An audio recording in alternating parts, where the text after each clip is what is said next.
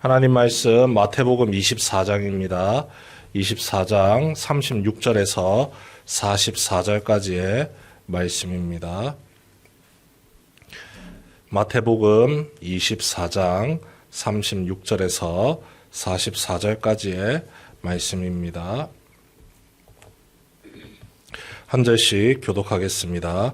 그러나 그날과 그때는 아무도 모르나니 하늘의 천사들도 아들도 모르고 오직 아버지만 아시느니라. 홍수전에 노아가 방주에 들어가던 날까지 사람들이 먹고 마시고 장가들고 시집가고 있으면서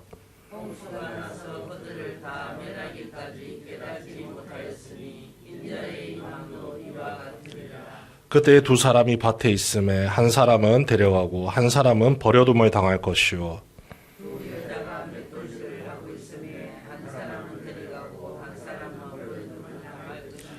그러므로 깨어 있으라. 어느 날에 너희 주가 임할는지 너희가 알지 못함이니라.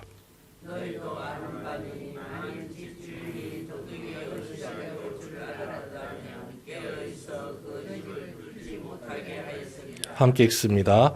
이러므로 너희도 준비하고 있으라. 생각하지 않은 때에 인자가 오리라. 아멘. 유비무환이라는 말이 있죠. 준비가 되어 있으면 두려워할 필요가 전혀 없다는 뜻입니다. 예수님께서도 당신의 사랑하는 백성들을 위해서 준비하고 있어라 이야기를 하십니다. 심판의 때를 준비하라고 하는 것이죠. 작년 요한계시록 말씀을 살피면서 이 심판이라는 단어가 주는 의미에 대해서 우리가 살펴봤죠. 심판이 예수 그리스도를 알지 못하는 자들에게는 그 결과로 주어지는 징계가 무섭기 때문에 두려움에 사로잡히게 되지만 우리 성도들은 두려워할 이유가 전혀 없다는 겁니다. 심판의 때가 오면 하나님의 택함받은 백성, 예수 그리스도를 믿고 성령님을 의지해서 그 믿음 굳건히 지키며 살아갔던 주님의 자녀들은 징계의 결과가 아니라 구원의 은혜의 결과가 오기 때문에 기쁨으로 그 심판을 기다리면 되는 것이죠. 그런데 예수님께서 당신의 사랑하는 제자들에게 다시 한번 이야기를 하십니다. 준비하고 있어라. 깨어 있으라. 그날과 그때가 언제 올지는 하나님 외에는 아무도 알지 못하기 때문에 항상 준비된 마음을 가지고 그 믿음을 한결같이 굳건하게 지켜나갈 것을 요구하고 계시죠. 예수님께서 이런 표현을 사용하셨습니다. 그때는 천사들도 모르고 아들도 모르고 오직 아버지만 아시느니라. 그 아들도 모른다는 표현이 정말로 예수님이 몰라서 표현한 게 아닙니다. 예수님도 알고는 있습니다. 하지만 그 모든 주권의 영역이 아버지 되신 하나님의 손에 달려있기 때문에 겸손의 마음을 가지고 가르쳐 주시는 거죠. 나도 모르는 것이기 때문에 너희들은 항상 깨어서 준비할 수 있어야 된다. 대비하고 있어야 된다. 그 심판의 때가 언제 올지를 모르기 때문에 한결같은 믿음을 굳건히 지켜야 한다라고 알려주고 계시죠. 그런데 이 준비의 말씀 바로 앞에 나오는 내용들이 무엇이냐면요. 심판의 때가 오면 그 때가 언제인지는 알려줄 수는 없지만 그때에 벌어지는 일들에 대해서 하나하나 짚어주시는 거죠. 이스라엘 백성들에게 가장 큰 영향력을 끼치는 게 무엇이냐면 예루살렘 성전입니다. 그 성전이 그 모든 모양을 잃어버린 채 다 무너지게 될 것이다. 그토록 위용차고 너희들이 의지했던 그 성전도 다 무너질 것이고 어제까지 내가 함께 지냈던 그 동료들이 그 사람들이 칼을 들고 창을 들고 심지어는 우리를 향해 손가락질하면서 비난하고 핍박하고 또 하나님을 믿고 살아가는 성도들에게는 시간이 흘러가면 흘러갈수록 더욱더 힘겨운 일들이 계속해서 벌어질 것인데 그것은 심판의 시작에 불과하다. 그렇기 때문에 믿음을 굳건히 지켜야 된다. 시작에 불과한 그 시기도 너무나도 무섭고 두렵고 힘겨워서 그 믿음을 배신할 수 있는 그 위험이 있기 때문에 한결같은 믿음을 지키는 훈련을 꾸준하게 해나가라는 겁니다. 훈련되지 않고 준비되지 않았으면 닥쳐오는 상황에 의해서 환경에 의해서 우리의 믿음이 끊임없이 흔들리고 곧바로 무너질 수 있기 때문이죠. 이를 이유로 하나의 예를 들어 말씀해 주십니다. 노아의 시대가 나왔죠. 노아의 시대 때 우리가 창세기 말씀을 보면서 알 수가 있습니다. 방주를 만들고 있습니다. 그것도 해변가가 아니라 육지에서 만들고 있습니다. 모든 사람들의 관심이 그 방주로 쏠릴 수밖에 없는 상황인 것이죠. 그런데 그 방주를 보면서 노아가 방주만 짓지 않죠. 방주를 지으면서도 시간이 많이 남아있기 때문에 한 명이라도 더 구원의 은혜의 길로 이끌기 위해서 분명히 이야기를 꺼냈을 거란 말입니다. 그런데 사람들의 모습이 어떠했느냐?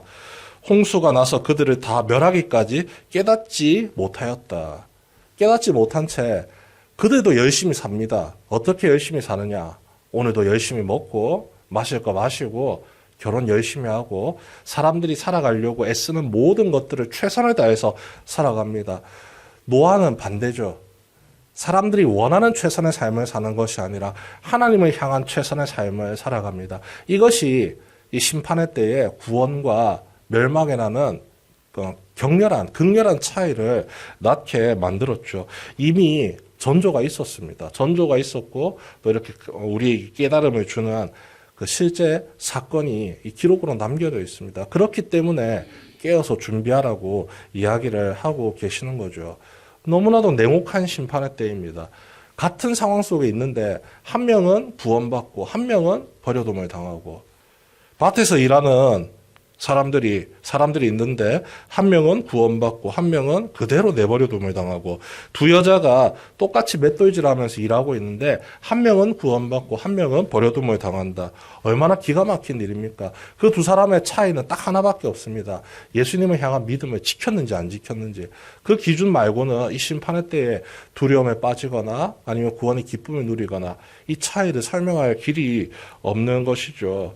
그때와 그 시기를 우리가 모르기 때문에 오늘을 살아가는 우리 역시 2000년이라는 시간이, 이 말씀의 시간이 지났음에도 불구하고 오늘도 기도하고 말씀을 묵상하고 머리로 익히고 말로 표현하는 것을 넘어서서 우리의 삶으로 이 믿음을 지키면서 살아가려고 애를 씁니다. 그 애를 쓰는 것이 세상 사람들의 눈에 보기에는 시간을 허비하는 것 같고 물질을 허비하는 것 같고 너무나도 어리석게 사는 것처럼 보이지만 우리는 정말로 미래를, 주님께서 우리에게 약속하신 은혜의 미래를 소망하며 살아가기 때문에 그것에 대해서 어리석다, 허망하다 여기지 않고 끝까지 그 믿음을 지켜나갈 수 있는 것이죠.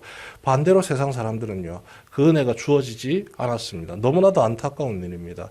우리를 통해 그 은혜의 내용들, 그 복음의 말씀들이 선포되고 그 손이 뻗어져 있었지만 그들은 그것을 붙잡지 않습니다. 붙잡는 것은 자신이 열심히 최선을 다해 살아왔던 세상의 삶의 모습이죠. 무엇을 붙들고 나아가느냐가 우리의 결과를 분명하게 보여주고 있으면 우리가 너무나도 잘 알기에 한 명이라도 더 건지려고 최선을 다해서 복음을 전하고 또 우리 가족들에게, 우리의 이웃들에게, 친지들에게 그 은혜의 때를 알려주면서 이런 날이 올 거기 때문에 우리가 함께 믿음을 지키면서 나아가야 합니다. 멸망의 자녀가 되는 것이 아니라 구원받은 하나님의 사랑받는 자녀로서 이 시기를 잘 견뎌나갈 수 있어야 합니다 하면서 복음을 전하는 사명도 열심히 감당하고 있는 것입니다. 준비할 수 있음이 우리에게 주어진 가장 큰 은혜입니다. 하나님께서 우리를 사랑하셨기 때문에 가르쳐 줄 수 없는 것은 가르쳐 주지 않으시지만 가르쳐 줄 수 있는 모든 것을 우리에게 알려주시면서 대책을 세우고 대비할 수 있도록 길을 열어주셨습니다.